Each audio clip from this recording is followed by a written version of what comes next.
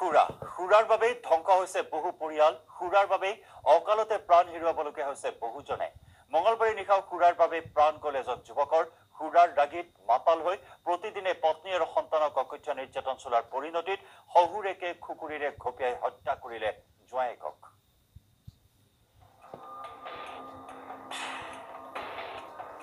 ঘৰুৱা হিংসাৰ ভয়ংকৰ পৰিণতি শহুৰেকে খুকুৰীয়ে ঘপিয়াই হত্যা কৰিলে জোঁৱায়েকক হাতত খুকুৰী লৈ দুধনৈ থানাত শহুৰৰ আত্মসমৰ্পণ খুৰাশক্ত জোঁৱায়েকক হত্যা কৰি কোনো অনুশোচনা নাই শহুৰেকৰ মান সন্মান নথয় ৰাস্তায় ঘাটে যাতা ব্যৱহাৰ কৰে চিল্লাই আজি ঘৰত যায়ও একদম ঢাকি একেবাৰে মই খুকুৰীৰ লগত মাৰিছোঁ কি বেয়া লাগিব আৰু মান সন্মান মোৰ নাথাকে আৰু কি কৰিম একবাৰ দুইবাৰতো নহয় কিমান বাৰ মাৰিম বুলি মাৰিছোঁ ছাৰ খুৰাশক্ত জোঁৱায়েক তপন দাসৰ অকথ্য অত্যাচাৰৰ বাবে কন্যাই আশ্ৰয় লৈছিল পিতৃগৃহত কিন্তু তাৰ পাছতো কমা নাছিল তপনৰ নিৰ্যাতন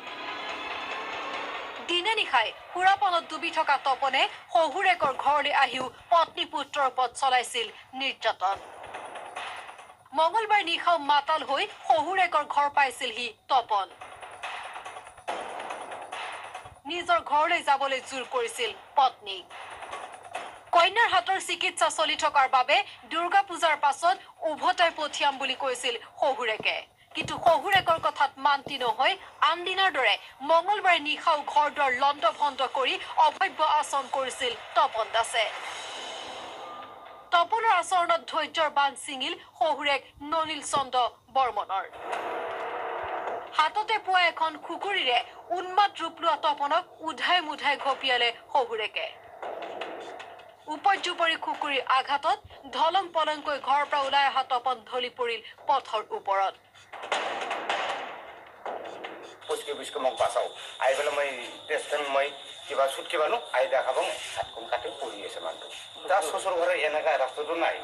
এনেকা যাই পেলাই তিনিআলিতে বহি আছে নামটো কি আছিলে মানুহজনৰ এতিয়া মোৰ পাতাটো তপন আনহাতে জোঁৱায়েক তপন দাসক ঘপিওৱাৰ পাছত তেজ থকা খুকুৰীখন লৈ নলিন চন্দ্ৰ বৰ্মন উপস্থিত হয় দুধনৈ থানাত আৰক্ষীৰ আগত মুকলিকৈ সকলো কথা স্বীকাৰ কৰি আত্মসমৰ্পণ কৰে শহুৰেকে মোৰ ঘৰতে আছে না তাৰ হাতখন বান্ধাই দিছিল মই কৈছোঁ ভাল কৰি কৈছোঁ যে পূজাৰ কয়টা দিন যাওঁ যাৱাৰ পিছত তাৰপিছত আমি থৈ আহিম তাক এতিয়াহে লাগে এতিয়া ঘৰত কি কৰিব সেইটো কাৰণে মাৰিলে না আৰু ঢেকা ঢেকি কৰে মানে ঘৈণীয়েকৰ লগত কাজিয়া কৰে ঘৈণীয়েকৰ লগত মানে এখন ঘৈণীয়েকৰ পালতে মাৰেই আৰু মই কৈছোঁ জানাই ইয়াত থাকিলে আপুনি অনুতপ্ত নহয় অলপ মাৰ্ডাৰ কৰি হা অকণো অনুতপ্ত নহয় বেয়া লগা নাই আনহাতে গুৰুতৰভাৱে আঘাত পোৱা তপনক পৰিয়ালৰ লোকে চিকিৎসালয়লৈ অনাৰ পাছতে মৃত্যু ঘটে তপনৰ ইতিমধ্যে দুধনৈ আৰক্ষীয়ে মৃতদেহৰ মৰণোত্তৰ পৰীক্ষা কৰোৱাৰ লগতে নিজাববীয়াকৈ এটা গোচৰ ৰুজু কৰি আৰম্ভ কৰিছে হত্যাৰ তদন্ত